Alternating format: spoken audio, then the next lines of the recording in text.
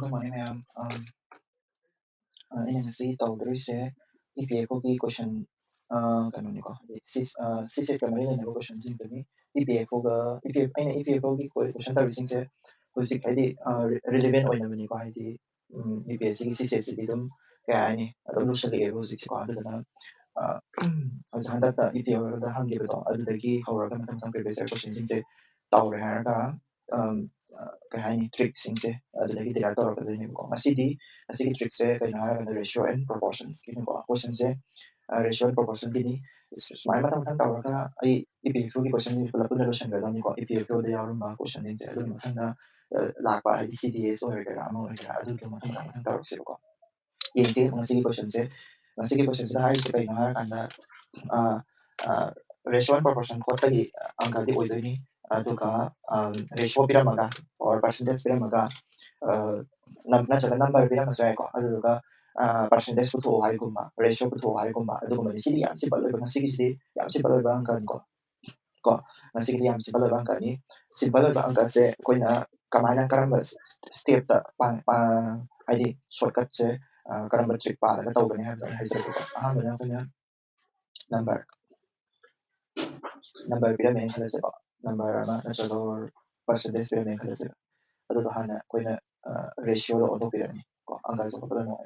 ratio ko proportion ko pegi ko ado ga formula panjalani formula se koina mai gi formula lei kari formula na kana inverse relation lei ba natra hara kana direct relation lei ba ado ma formula se pandu ni ado ga ratio lei ani ratio ado ga ratio do auto ani ko formula de koina ratio do tahala ma to ratio de koina either number on the eye natraga percentage on the eye ko ngasigisi koina sa question de pam tamedon khangin de kaina kana ratio de pirame ai sida dum pirame ko ado ga ma se kaino ratio to hai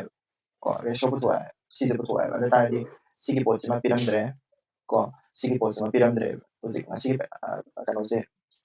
ngasigi kano se question da so to ko formula sida se sine formula se mana space mention de to sa ne masana ko if the profit is proportional to both the amount invested and the duration है ना formula से सी formula से ऐसे historical formula को अतई formula E the बयाव नहीं है सी अंक से के दी formula से मसाना द बिरम में को formula से कई नहर कांदा formula development से कोई की profit से कई directly proportional होएगा को amount है capital को capital का करेगा time को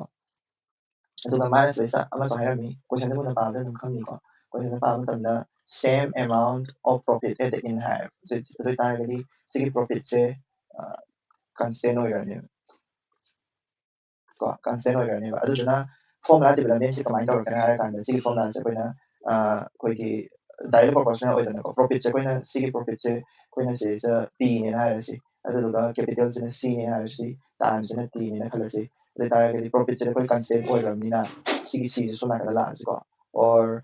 सीजे ले होरगा तीजे सुना कदा लास है को सी डायरेक्ट प्रोपोर्शनलिटी अरे कांस्टेंसिटी प्रोपोर्शनलिटी द वन अदम नोशन दिबि आइ को वन नोशन लगा दम टी से मांगन दिबि आइ को वन लौरगा दी वन दो मांगसा गरे हाबि टी दो ना सुना मल्टीप्लाई तोरदी वन आई मांगसा गरे द अदमाइना सीजे फॉर्मूला ने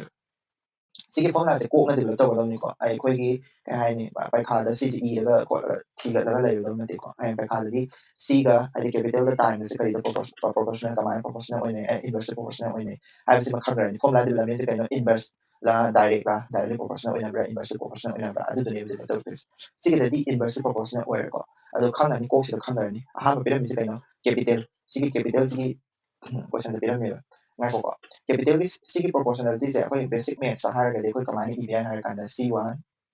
को C1 C2 C3 को नाम से क्या है is that is equal to 1 by T1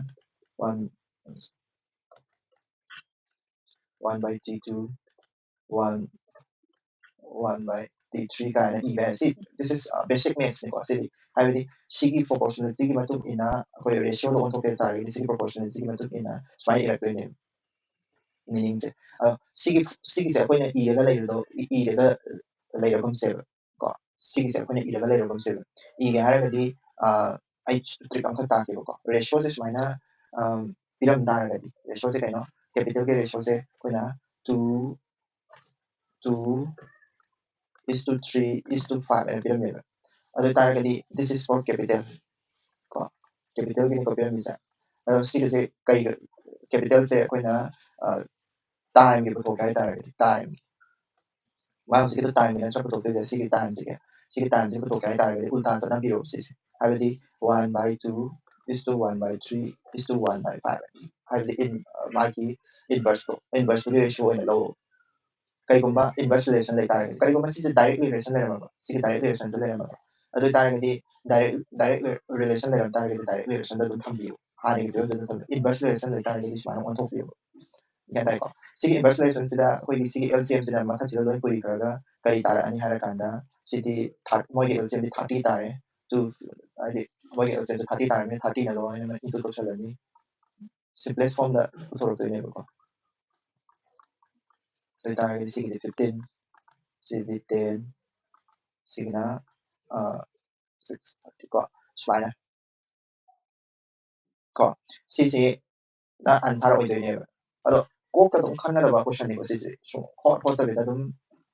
tahan mo ba ang ka-oidoy sige yam simple ba ang ka-oidoy niyo ado formula development se haidi sige question pa matamda in my se mana po se kai no haidi profit se proportional to kari amount na proportional or duration ga ani mag proportional dum khangla ni sisi ma ado duga ngasai ki capital duga time siga inverse proportional or he sige kano se question pa se ki khangge de gi di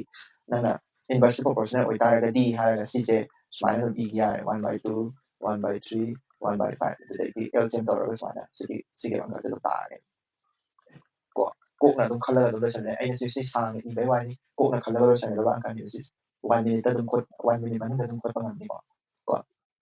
adda question se change tawra ko ya bes sige mathang ha ko pe ratio da piram da be ko a gina adu pin number da piram da sai adu ratio da on tho ga ratio da ko pe ko adagi kanodagi percentage da ko pe ko ratio da percentage ko da ma'am adi formula shortcut trick level do ma'am khambira mani kalli to si se phado piro adu duga 1 minute dum ko pe ko percentage dum hapsala ka ni use ke ko adi sige kan se question sige wena di am lai kare haibadi ratio da loina piramid sida sida loina piramid ani sida loina piramid ko adu na yam lai kare aduga kailangan number da piramid yaw gani percentage da piramid yaw gani adu tak tak ko ko question kra yin siba question ato pakra haidi sige question sida yin siba question se 1 minute dum ko cheba ko hosiki trick to pala la sige kanoni efficiency ni ko efficiency gi work efficiency sige kanoni ko work efficiency le how many days hangini time hangini ko mai se aduga same work ko mana piram bisi kana efficiency piram me ko efficiency ga time de di ko khangin na di kana efficiency wa ga time reduce tor kana have some inverse proportional way some khangin na ko adu do mana piram bisi kana 20% piram me 30 days ang piram me ko di angka sa pora se a le ko a na ai se 20% hela 20% hela di ai b na 100 or matamna a na kaya wala ni 120% ko ratio da puto si ratio da si efficiency gini ko si efficiency si ratio da to kaya tare di kaya tare ni haidi kapna bro si 6 by 5 ratio da lan ko efficiency gini ko si adagi time da di to on to grow time ratio da 5 by 6 la ni masai ai na si inverse proportional di matang nga thak on to na ko kamay na haraga da si la ko isa haraga ko Jadi ngasage sige 6 by 5 se ratio ni itara di 6:5 niya nansa adu time di ako na 6:5 se ako ngasage kamay iyo ba 1 by 6 1 by 5 ni ilan nansa adi 1 by 6 1 by 5 di 1 by 6 1 by 5 na lang CD kaya no makada 5 by 6 tato adu na isang sala ini ko hadi ang kasi sumukolo ko sa sala ini time di ko na sine efficiency ni ko time ratio sa sita ni ko ang kasi ko samsan kare ko ina sa time ratio sa sita ni ba adu taragadi ko na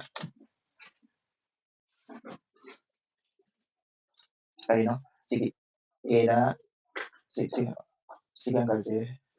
parang kuye isang ganito adu taragadi yam simple na yam two na ko kaya taragadi sa ko ko sige ang A B and smile B ko my percentage de hana de percentage B ko smile ko adagi ratio sa puto 6/5 inversely proportional o hierarchy 5/6 tayo ko ID is na efficiency sina time ko ado mahal sa kayo how many days it will B na take the risk ano B na take the risk ratio the time se 30 days or sobra 6 30 days or literally 5 ki ka o yung sino 6 ki 30 days or di 5 ki ka or ni ado sana dun pa lo kan ni ka or ni 25 days natro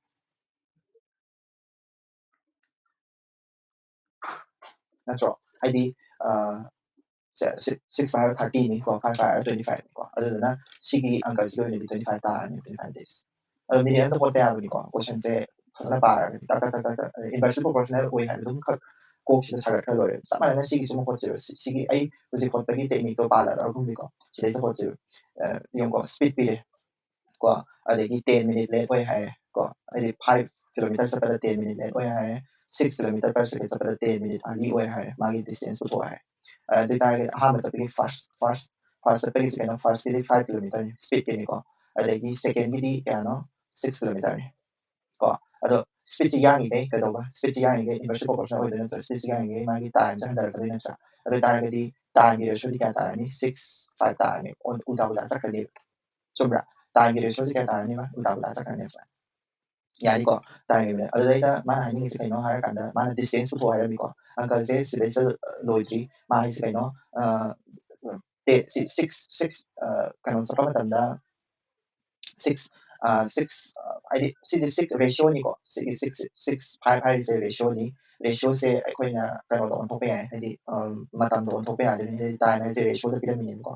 ado mana silesa clue ko pila 10 minute less o hai maga 10 minute ali o hai maga habedi 5 tagi 6 on kapa matam da kadole minute kaya sa kani 5 sa pa matam da 10 minute less o hai matam do smile matam gi time graph sida matam ji sida time same mo sida lay bane 5 sa pa matam da 10 minute less o hai ko aduga 6 sa pa matam da 10 minute hele hai ko adu target pula 20 minute na chaman sang isa ha sida 5 sa pa matam da sida 6 sa pa matam da adu target 5 tagi 6 sa pa matam da 20 minute sang 20 minutes changeba haibtagina 6 sa pang tamda kada kaya changeba 20 minutes changeba adu taragadi total time si kaya tarani haibadi 1 sa pang tamda koi kaya tarani 20 minutes tarani adu tarani 5 sa pang tamda koi 1 sa pang tamda 5 to 6 sa pang 20 minutes changani na 1 sa pang tamda 20 minutes changani adu taragadi 5 ratio na pa adu ratio hadi akoina si unit ko ko 6/5 ay asema original hour do na tebe pungsing do na tebe ratio ne adu na ratio se akoina pungsing asema ro to pa sang ne do magi angkasida clue ang kapila ID 5 tagina ID 5 sa pamatanda ko 10 minutes ang hari 6 sa pamatanda ko 10 minutes ID 10 minute lesson o yahay amana greater than o yahay 5 ka 6 ka gikara sila 1 unit level 5 ka 6 5 tagina 6 ay kung kapamatanda ko 20 minutes ang is ado tayo gadi masing ang magkapamatanda 20 minutes ang gamina ado tayo 1 sa pamatanda 20 minutes ang ganito ado tayo 5 sa pamatanda ko kaya tayo ni 5 to 5:20 kaya tayo ni 100 minute or ano sige na 6 kita di kaya tayo ni 120 minutes tayo ni asema hour ni sisi ado lagi ama hekta di lokal kasi sila lagi dom lokal kasi kuna kay lokal pa yan speed is equal to distance divided by time to policy ko si speed sina 6 kilometer per hour sa pamatanda ko time si kaya tayo ni speed sina distance divided by time natural time sa 100 minute or ano 100 minutes distance to po ano 6 kilometer per hour 100 minute adi 100 sa minute nila kung on ko kaniko adi kaya ni kano na hour na on ko kaniko adi 60 minute set na 1 hour 40 minutes main tayo ko 1 hour 40 minutes ado lugar distance ko to ko distance ko to hay ni na sa lagi p by q sigam ta yin sa ko a ga b ga sila sa pyramid a income set 25% more than I mean 125 and lower ko adi income na ko ado B sina ko na 100% nila lower ni ado ratio na puto kaya talaga ni si mabani ka ratio si kaya talaga ni sila 5 sila 4 ko magi by what percentage B is income is less than A hani ꯑꯗꯨ ꯑꯣꯏꯇꯥꯔꯒꯗꯤ ꯁꯤꯒꯤꯗꯤ formula ꯌꯥꯎꯖꯗ꯭ꯔꯦ ꯏꯟꯚꯔꯁꯂꯤ proportional ꯑꯣꯏꯗ꯭ꯔꯦ ꯍꯥꯏꯗꯤ 5ꯁꯤꯅ 100% ꯑꯣꯏꯕ ꯃꯇꯝꯗ ꯃꯥ ꯍꯪꯉꯤꯁꯦ 4ꯁꯤꯅ ꯀꯌꯥ percent ꯑꯣꯏꯒꯗꯒꯦꯅ ꯍꯪꯕꯅꯦꯕ ꯃꯤꯅꯤꯡꯗꯤ ꯕꯤꯁꯦ less than ꯑꯦ ꯍꯥꯏꯕꯀꯣ ꯄꯥꯔꯁꯦꯟꯇꯦꯖꯇ ꯍꯪꯕꯅꯤꯅ 100ꯇ ꯂꯧꯔꯛꯑꯦꯀꯣ ꯑꯩꯅ ꯑꯗꯨ ꯑꯣꯏꯇꯥꯔꯒꯗꯤ ꯀꯣꯏꯁꯟꯁꯤꯒꯤ ꯃꯇꯨꯡ ꯏꯟꯅ 5/4 ꯀꯣ ꯑꯗꯨ ꯑꯣꯏꯇꯥꯔꯗꯤ ꯁꯤꯅ 100% 5ꯁꯤꯅ 100% ꯑꯣꯏꯇꯥꯔꯒꯗꯤ 4ꯁꯤꯅ ꯀꯌꯥ ꯇꯥꯔꯅꯤ ꯍꯥꯏꯗꯤ ꯀꯩꯅꯣ ꯇꯧꯔ ꯇꯥꯔꯗꯤ 80% ꯇꯥꯔꯅꯤ ꯑꯗꯣ ꯃꯥꯅ ꯍꯥꯏꯁꯦ ꯂꯦꯁ ꯗꯦꯟ ꯑꯦꯒ ꯕꯤꯒꯒꯤ ꯈꯦꯠꯅꯕꯗꯣ ꯀꯌꯥꯅꯣ ꯍꯪꯕꯅꯤꯅ 20% ꯈꯦꯠꯅꯩ ꯅꯠꯇ꯭ꯔꯣ 20% ꯇꯥꯔꯅꯤ ꯁꯤ 20% ꯀꯣ ꯈꯪꯗꯕ ꯂꯩꯔꯁꯨ ꯍꯥꯏꯔꯛꯑꯣ ꯁꯤꯒꯤ ꯄꯥꯔꯁꯦꯟꯇꯦꯖ ꯍꯣꯠꯄꯒꯤꯁꯦ ꯈꯔꯒ ꯌꯥꯝ ꯍꯣꯠꯈꯤꯁꯤꯀꯣ ꯇꯨꯡꯗꯁꯨ ꯊꯦꯡꯅꯔꯛꯈꯤꯅꯤ ꯑꯗꯨꯅ ꯇꯁꯦꯡꯅꯒꯤꯗꯤ ꯁꯤꯒꯤ ꯑꯪꯀꯁꯤꯒꯤ ꯈꯛꯇꯪꯒꯤ ꯍꯣꯠꯀꯦꯅ ꯇꯧꯖꯕꯅꯤ ꯁꯣ ꯔꯦꯁꯤꯌꯣꯒꯤ ꯑꯪꯀꯁꯤꯗꯤ ꯄ꯭ꯔꯦꯛꯇꯤꯁ ꯇꯧꯔꯒ ꯍꯩꯒꯗꯕꯅꯦꯕꯀꯣ ꯑꯗꯨꯗꯨꯅ ꯄ꯭ꯔꯦꯛꯇꯤꯁ ꯇꯧꯁꯤ ꯀꯣꯏꯁꯟ ꯌꯥꯝ ꯉꯁꯤꯕꯨꯗꯤ ꯄꯨꯊꯣꯛꯄ ꯉꯝꯗ꯭ꯔꯦ ꯕꯠ ꯃꯈꯥ ꯇꯥꯕ ꯔꯦꯁꯤꯌꯣ ꯄ꯭ꯔꯣꯄꯣꯔꯁꯟꯗꯁꯨ ꯑꯩ ꯁꯤꯒꯤꯁꯦ ꯍꯟꯖꯤꯟꯅ ꯑꯗꯨꯝ ꯇꯥꯛꯀꯦꯀꯣ ꯉꯁꯤ ꯀꯩꯅꯣ ꯇꯧꯔꯒ ꯑꯗꯨꯒ